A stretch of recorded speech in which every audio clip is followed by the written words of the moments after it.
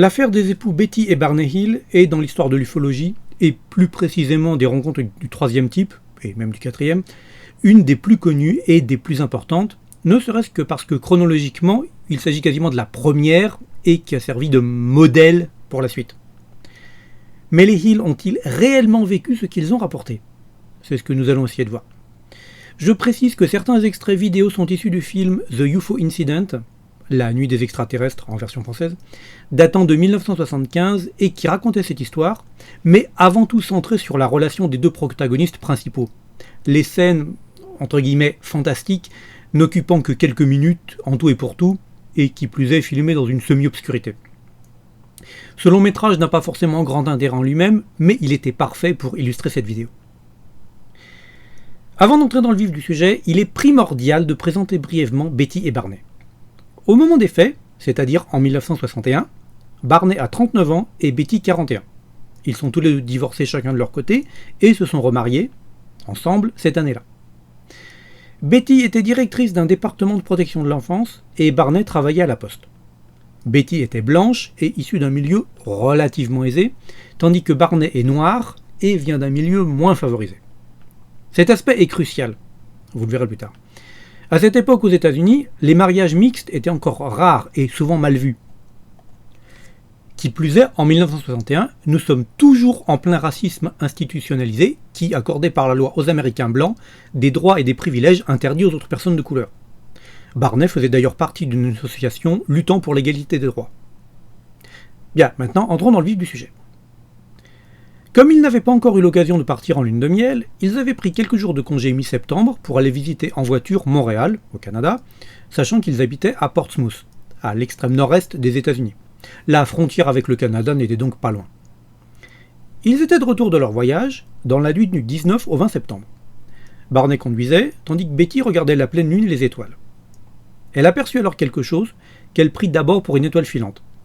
Mais comme l'objet remontait, elle pensa à un satellite. Puis il bifurqua en direction de la Lune. Elle demanda à son mari de s'arrêter afin qu'il puisse l'examiner lui aussi. Celui-ci supposa que cela devait être un avion, mais en prenant les jumelles qui étaient dans la voiture, il constata qu'il n'en était rien. Bien que ne pouvant pas distinguer cette chose étrange, il put voir que ces dernières changeaient de direction, montaient, descendaient, voire parfois restaient immobiles dans le ciel. Impossible pour un avion.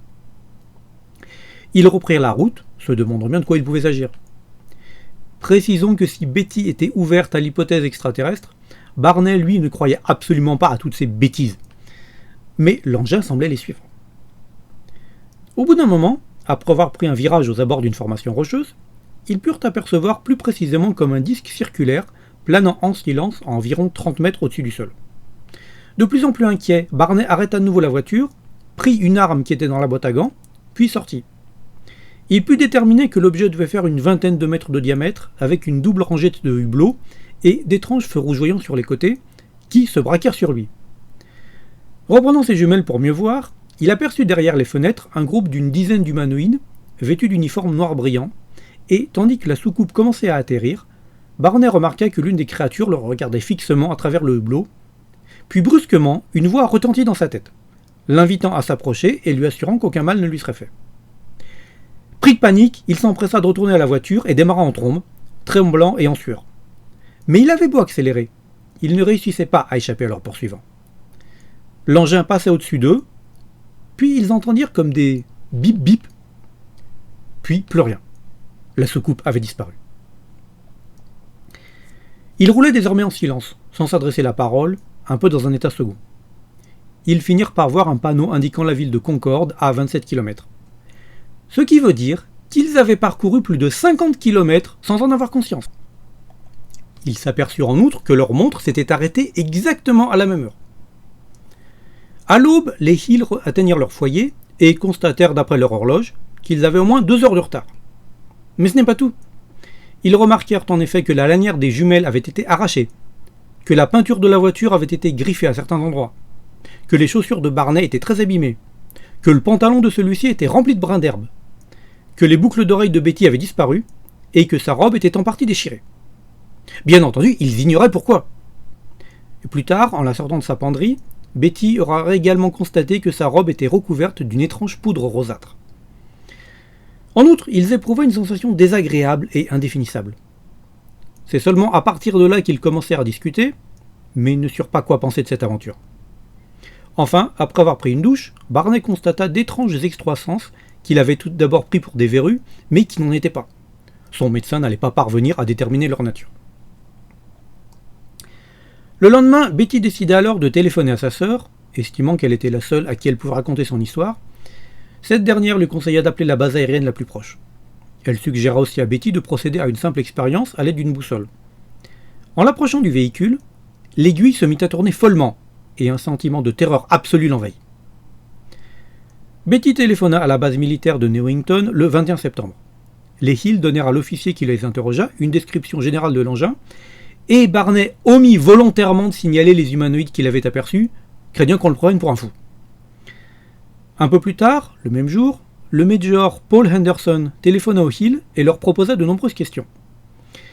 Il sembla prendre leurs affirmations très au sérieux, à la grande surprise de Barney, qui aurait bien voulu tout oublier de cette histoire. Les militaires avaient en effet repéré un ovni sur leur radar la même nuit dans les environs. Mais lorsque l'armée rendit son rapport officiel 5 jours plus tard, celui-ci sous-entendit que les Hill avaient confondu la planète Jupiter avec un vaisseau spatial. Après l'événement, Betty s'intéresse aux ovnis et commence à lire des livres sur le sujet. À la fin du mois de septembre, outre des moments de dépression, parfois assez intenses, elle commence à faire des cauchemars récurrents et inquiétants, en rapport avec ce soir-là. Elle y voit des visages horribles, avec des yeux comme ceux de chats, appartenant à des créatures cherchant à les enlever, elle et son mari. Dans les mois qui suivirent, Betty et Barney entreprirent des voyages répétés à l'endroit de la rencontre pour tenter de stimuler leur mémoire, mais leur esprit semblait toujours se heurter au même blocage. Un jour, alors qu'ils venaient de rentrer chez eux, les Hill découvrirent un tas de feuilles brunes sur la table de leur cuisine, alors que toutes les portes et les fenêtres étaient fermées. En remuant les feuilles, ils furent stupéfaits de retrouver dessous les boucles d'oreilles de Betty, celles qu'elle avait emportées lors de son voyage au Canada. À cette occasion, ils installeront un nouveau système de sécurité dans leur maison et il n'y aura plus jamais d'incident de ce genre. L'année suivante, en 1962 donc, les Hill vont encore plus mal. Betty continue à faire des cauchemars et tous deux ont de sérieux symptômes d'anxiété. Ils étaient devenus extrêmement stressés lorsqu'ils étaient en voiture, particulièrement la nuit. Et le moindre incident, même anodin, pouvait les faire basculer dans une certaine forme de terreur. Pour Barney, c'était bien pire, vu qu'il était désormais victime de tensions artérielles, de maux de tête, d'insomnie et d'un ulcère. En juin 1963, constatant que ses affections résistaient à tous les traitements et qu'il semblait particulièrement stressé, le médecin traitant de Barney lui conseilla de consulter le Dr Stevens, un psychothérapeute réputé. Barney démarra une thérapie avec le dit Dr Stevens, mais rien ne sembla vraiment pouvoir améliorer ses problèmes. Stevens leur conseilla alors d'aller voir Benjamin Simon, considéré comme le meilleur hypnothérapeute de la région. Conférencier à Harvard et Yale, membre de la fondation Rockefeller en neurologie et président de l'association médicale de sa région, en plus de son cabinet privé, Simon est directeur de l'un des plus grands hôpitaux psychiatriques du Massachusetts. Il a été lieutenant-colonel durant la Seconde Guerre mondiale dans les installations traitant l'amnésie des soldats que l'expérience du combat avait incapacité. Le 14 décembre, Betty et Barney ont leur première consultation. Simon était très sceptique quant à tout ce qui avait trait aux ovnis et aux extraterrestres, mais il était néanmoins d'accord pour travailler avec eux afin d'améliorer les problèmes de santé de Barney et d'aider Betty à trouver l'origine de ses cauchemars. Après un temps de préparation, les séances d'hypnose régressive individuelle débutèrent le 22 février 1964. Le psychothérapeute dirigea les séances de Barney et Betty séparément, dans des pièces insonorisées, afin qu'ils ne puissent rien entendre de leurs souvenirs réciproques. Et à la fin de chaque session, il rétablissait l'amnésie pour leur éviter tout traumatisme supplémentaire. Durant cette période, le Dr Simon testa continuellement son hypothèse, soutenant que Barney avait absorbé les rêves de Betty pour combler la période de temps manquante, et il tenta régulièrement de les convaincre que leurs souvenirs n'étaient pas réels. Mais, même hypnotisés, les époux restaient inébranlables, insistant toujours sur le fait qu'ils revivaient une expérience réelle. Au cours des premières séances, les Hill se montrèrent très émotifs. Barney fermait souvent les yeux, son visage reflétait clairement la peur, voire la terreur, et Betty éclatait souvent en sanglots. Mais désormais, les souvenirs refoulés avaient enfin fini par refaire surface, à la totale stupéfaction du médecin. Je vais essayer de ne pas trop entrer dans les détails car ce serait trop long. Sous hypnose donc, Barney se souvint avoir déchiré la sangle de ses jumelles alors qu'il courait vers sa voiture. Ceci était donc déjà explicable. Puis, après être remonté dans le véhicule, il avait tenté de s'éloigner de l'objet, mais il s'était brusquement senti obligé de tourner à gauche sur une petite route qui s'enfonçait dans les bois. Après avoir roulé peut-être 1 ou 2 minutes, la voiture s'était brusquement arrêtée et une voix avait résonné dans sa tête, lui ordonnant de rester calme. Sur la route devant eux, 6 humanoïdes les attendaient, et la pleine lune éclairait un grand vaisseau ovale posé sur le sol d'une petite clairière. Celui qui semblait être leur chef ordonna alors à Barney de fermer les yeux, ce qu'il fit sans résister. D'après les descriptions de Betty et Barney, les humanoïdes étaient vêtus d'un uniforme noir brillant, de petite taille, autour de 1,20 m. Leur tête chauve était proéminente, avec un visage plat, de grands yeux penchés étirés comme des yeux de chat, un petit nez plat, une mince fente pour la bouche, et 2 trous faisaient office d'oreilles. Ils semblaient ne jamais cligner des yeux. Et leur peau était grise. Leurs mains présentaient au moins 4 doigts et 1 pouce, mais sans ongles. Le chef était plus grand, autour d'1,50 m, soit la taille de Betty. À côté de lui, une Betty terrifiée secouait son mari dans tous les sens, le pensant endormi ou inconscient. Mais rien n'y fit. Les créatures ouvrirent les portes de la voiture, et après avoir fait descendre les 2 passagers, les humanoïdes les entraînèrent vers le vaisseau. En arrivant à la rampe d'accès, Betty tenta de se débattre, mais ses ravisseurs qui la tenaient fermement l'empêchèrent de fuir. Dans la lutte, elle déchira sa robe. Barney, lui, semblait entièrement sous contrôle. Il ne tenait même pas sur ses jambes, et 3 des créatures le portaient, laissant ses chaussures racler le sol. Une fois à bord, les 2 époux furent séparés. Barney fut le premier à subir une sorte d'examen médical. Les créatures l'avaient emmené jusqu'à une salle éclairée par des lumières qui semblaient briller à travers les murs. Dans cette pièce se trouvait une grande table, sur laquelle il dut s'allonger. Trop paniqué, il garda les yeux fermés la plupart du temps. On lui ôta ses vêtements, puis fit subir tout un tas d'examens, dont un prélèvement de sperme. De son côté, Betty avait été amenée dans une autre pièce, où se passa plus ou moins la même chose. Mais le chef vint alors lui demander pourquoi il réussissait à enlever les dents de Barney, qui portait un appareil dentaire. Bien qu'âgé d'à peine 40 ans, Barney était en effet déjà obligé de porter un appareil. Betty expliqua qu'avec l'âge, les terriens commençaient à perdre leurs dents, mais son interlocuteur sembla tout ignorer du processus de vieillissement et n'avoir également aucune notion du temps qui passe. Lors de l'examen de Betty, le entre guillemets médecin s'était saisi d'une très longue aiguille d'une quinzaine de centimètres qu'il enfonça dans son ventre. Elle hurla de douleur et le chef agita alors une main devant le visage de leur patiente et la douleur disparut immédiatement. Une fois les examens terminés, Betty tenta d'entamer une conversation avec le chef. Elle lui demanda aussi si elle pouvait ramener un objet quelconque qui prouverait la véracité de son aventure, sinon personne ne la croirait. Étonnamment, il accepta, l'invitant à regarder autour d'elle et de choisir ce qu'elle désirait emporter. Remarquant qu'une sorte de gros livre sur une armoire, Betty y jeta un œil et elle y vit des sortes de lignes courtes qui montaient ou descendaient, certaines minces, certaines épaisses, des spirales et des sortes de points, mais rien de compréhensible pour elle. Cela ferait l'affaire, pensa-t-elle. Elle lui demanda ensuite d'où il venait. Le chef prit alors une carte depuis une fente dans le mur, puis l'étala sur une table. La carte montrait des points de taille variables, dont certains étaient reliés entre eux par des lignes courbes ou droites. Le chef lui expliqua que certaines étaient des lignes commerciales et d'autres des expéditions. Quand elle lui demanda de désigner sa planète d'origine, le chef lui rétorqua alors de lui montrer la Terre, ce dont Betty était évidemment bien incapable. Il lui répondit alors dans une logique implacable « Si vous ne savez pas où vous êtes, il n'y a aucun intérêt à vous dire d'où je viens. » Notons que Barney décrivit les voix des visiteurs comme tremblantes et qu'ils ne parlaient pas vraiment, semblant juste émettre des sons de type « oh oh oh oh » quand ils communiquaient entre eux. Mais quand le chef s'adressait à lui ou à Betty, c'était dans un anglais. Un mauvais anglais, mais un anglais quand même. Un peu plus tard, alors qu'elle attendait dans le couloir, Betty croisa une autre créature qui lui arracha le livre des mains. Le chef lui fit savoir que les autres membres de l'équipage n'étaient pas d'accord pour le lui laisser. De toute façon, il lui dit qu'ils allaient tout oublier de cette rencontre et n'en auraient donc pas besoin. Les protestations de Betty n'y firent rien. Les 2 époux furent descendus du vaisseau et ramenés à leur voiture. Dans un état second, les Hill avaient alors regardé l'engin disparaître, puis ils étaient rentrés chez eux. En avril 1964, Betty et Barney furent enfin délivrés de leur amnésie par le docteur Simon, qui ne savait pas trop quoi en penser. Pour lui, il était évident que les Hill étaient sincères, qu'ils croyaient à ce qu'ils disaient, et, je cite, « Il s'agit d'un cas extrêmement intéressant de double amnésie, avec amnésie de voile levée via une hypnose régressive attentive. Il est très difficile de mentir sous le motif de régression dans lequel je les ai placés. Il est très difficile de mentir sous une hypnose administrée de manière appropriée. Les barrières sont baissées entre le conscient et l'inconscient. Il serait presque impossible pour eux de mentir sous un tel programme intensif couvrant 7 mois. J'ai examiné attentivement les bandes d'enregistrement et je ne pense pas qu'ils hallucinent.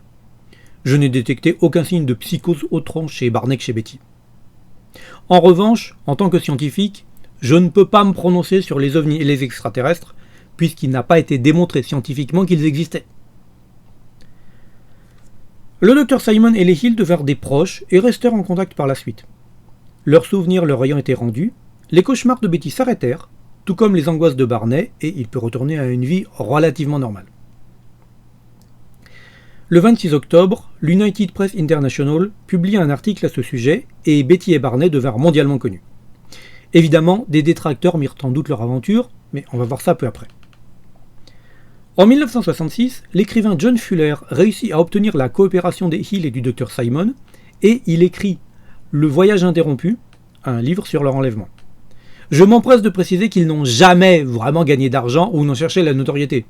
À aucun moment ils n'ont réclamé de l'argent pour leur récit, ils n'ont jamais requis les services d'un publiciste, ils n'ont jamais convoqué la presse. En revanche, la nièce de Betty écrivit un livre sur le sujet, mais en 2007, après la mort de sa tante.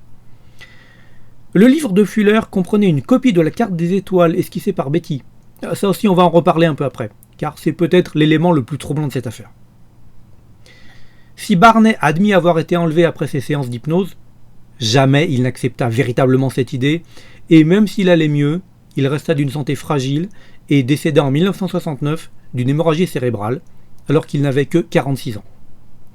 Betty, elle, assuma complètement, devint une passionnée d'ufologie, après cette affaire, donc, mais cela lui fut reproché à juste titre sans doute.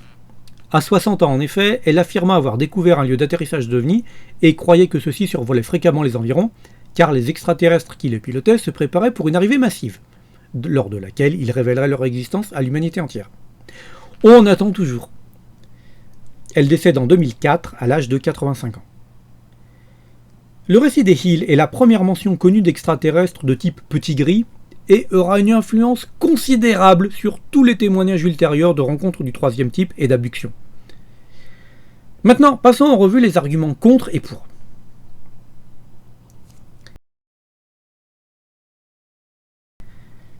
Betty avait une personnalité particulièrement imaginative. Elle présentait des caractéristiques associées à ce type de personnalité, comme une facilité à être hypnotisée et le fait d'avoir fait des rêves vivaces suite à son observation. Ces cauchemars auraient pu être provoqués par les lectures qu'elle fit après coup, qui l'auraient poussé à imaginer son enlèvement par des extraterrestres cette nuit-là. Admettons, mais ce n'était pas le cas de Barney, qui jusque-là ne croyait absolument pas à ce genre de choses, et qui même par la suite n'acceptera cette histoire qu'avec réticence. Aurait-elle alors pu influencer son mari ? Ce n'est pas à exclure, et le Dr Simon envisagera cette hypothèse. Dans le même ordre d'idées, l'apparence des extraterrestres, qui sont généralement considérés comme la première fois où on parla de petits gris, aurait pu avoir été influencée par un épisode de la série Outer Limits, diffusé 12 jours seulement avant le début des séances d'hypnose. Dans cet épisode apparaissait un extraterrestre vaguement similaire à ceux décrits par les Hill. Les dialogues de l'épisode évoqueraient également certains des propos rapportés par Barney quelques jours plus tard. Toutefois, si Betty a pu effectivement voir cet épisode, on sait qu'au moment de la diffusion, Barney était au travail. Et à l'époque, il n'y avait pas de magnétoscope et encore moins de replay sur le net.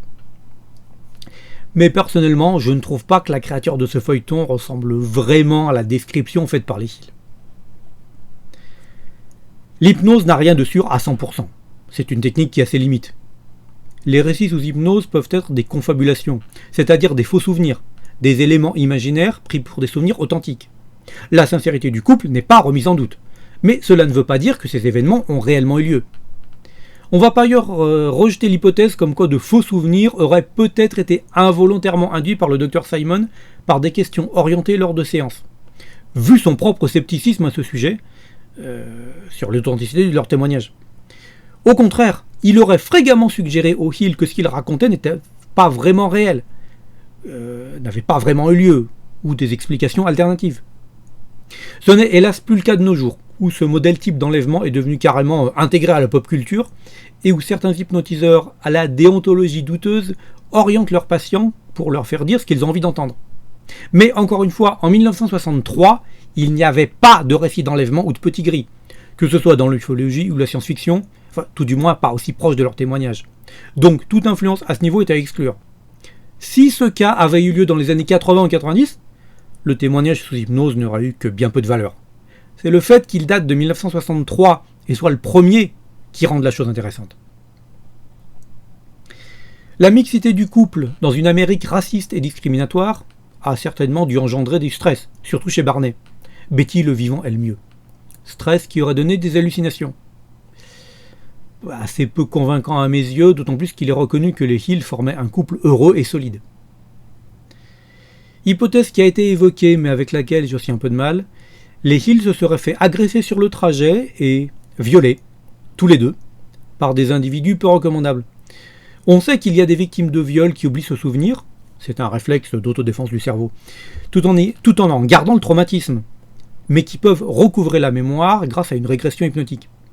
Ça expliquerait éventuellement l'état de la robe ou des chaussures, mais si je peux admettre la validité de cette hypothèse s'il n'y avait eu qu'une seule personne, j'ai beaucoup plus de mal avec deux, et en plus Barney possédait un revolver. Et puis ça n'explique absolument pas pourquoi leurs montres se sont arrêtées.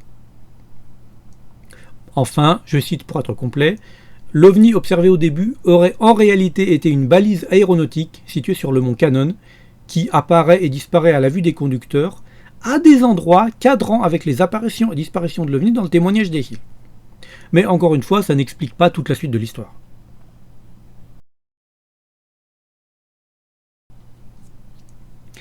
L'hypnose, à nouveau. Pour ce que j'en sais, il est généralement rare que des témoins fassent preuve de telles marques de terreur durant une séance d'hypnose. Cela ne peut être que difficilement simulé, mais pas impossible bien sûr. Encore une fois, cela ne prouve pas la réalité de l'observation, mais la sincérité des témoins ne peut être que difficilement remise en doute.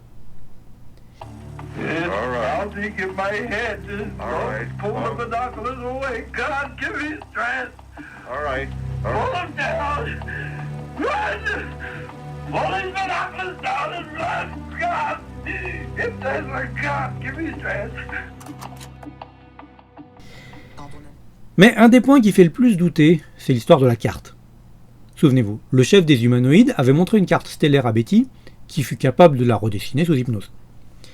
Quelques études furent faites sur cette carte au milieu des années 60, mais elle ne correspondait à rien de connu. Mais c'était en 1963.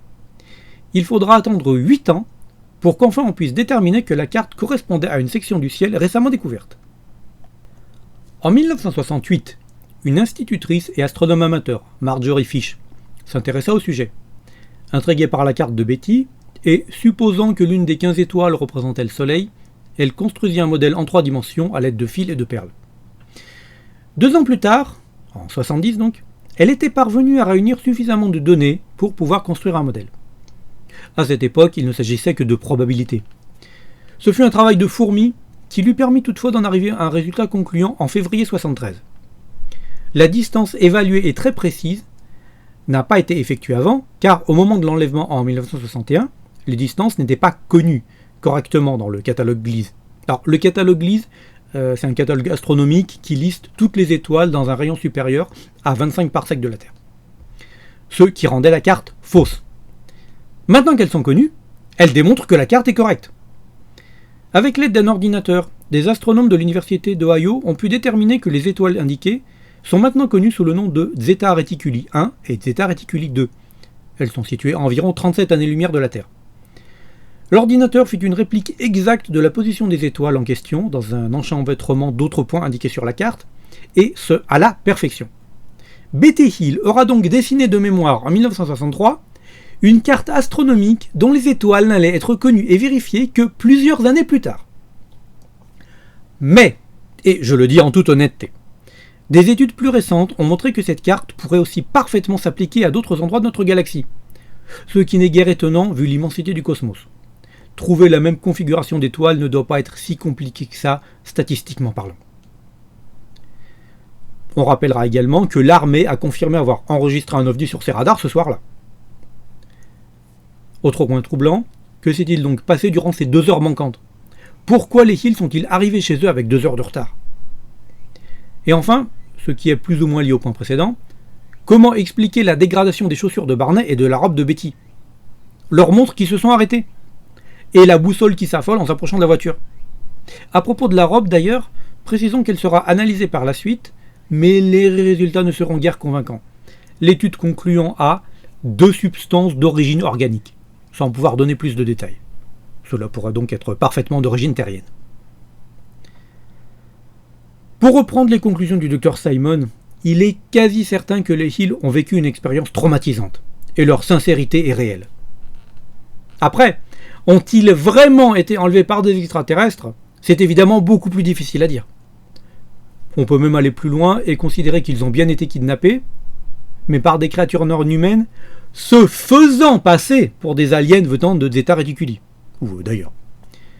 Ce qui a trait au phénomène ovni n'est pas à prendre au premier degré, il peut y avoir plusieurs couches se superposant.